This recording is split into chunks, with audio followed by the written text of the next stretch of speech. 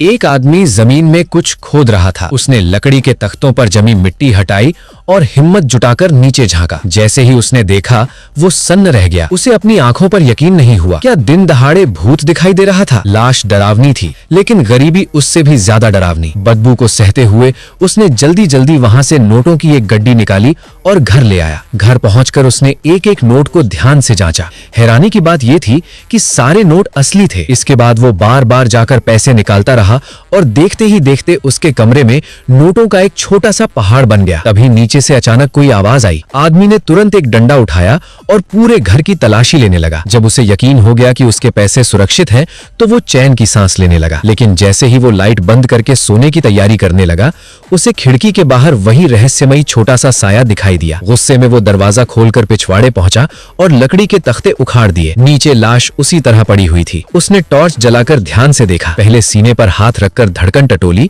फिर नाक के पास हाथ ले जाकर सांस जांची, यहाँ तक कि उसका हाथ खींचकर भी देखा। कोई शक नहीं था, वो पूरी तरह मर चुकी थी। अगली सुबह आदमी की आंख खुली तो उसका पूरा शरीर मिट्टी से सना हुआ था। उसे याद ही नहीं था कि वो रात को घर वापस कैसे आया। पूरा दिन वो अजीब सी हालत में घूमता रहा। शाम को काम से लौटने पर उसे घर के अंदर मिट्टी से बने पैरों के निशान दिखाई दिए। उसने अपने पैरों से उनकी तुलना की और तुरंत समझ गया कि वे निशान उसके नहीं थे। घबराकर उसने पैसे भी जांचे, लेकिन राहत की बात यह थी कि एक भी नोट गायब नहीं था। वो किसी से सलाह लेना चाहता था, लेकिन किसी पर भरोसा नहीं कर पा रहा था। दोस्तों को बताता तो उन्हें उसके 3 मिलियन की रकम का लालच हो सकता था। बेटी को बताता तो कहीं वो विरासत के चक्कर में उसे समय से पहले वृद्धाश्रम न पहुंचा दे। बहुत सोचने के बाद उसने फैसला किया कि वो ये राज किसी को नहीं बताएगा। उसने चुपचाप पैरों के निशान साफ कर दिए, लेकिन रात को जैसे ही लाइट बंद की, वो अपनी ही टंगी हुई कपड़ों की परछाई देखकर डर गया। फिर उसे ऐसा लगा जैसे आंगन में कोई खड़ा हो। उसने तुरंत चाकू उठाया और पिछवाड़े की तरफ दौड़ा, मगर वहां कोई नहीं था। अब उसका धैर्य जवाब देने लगा था। उसने तय किया कि वो इस हराम की कमाई से छुटकारा पालेगा। उसने सारे पैसे वापस उसी गड्ढे में डाल दिए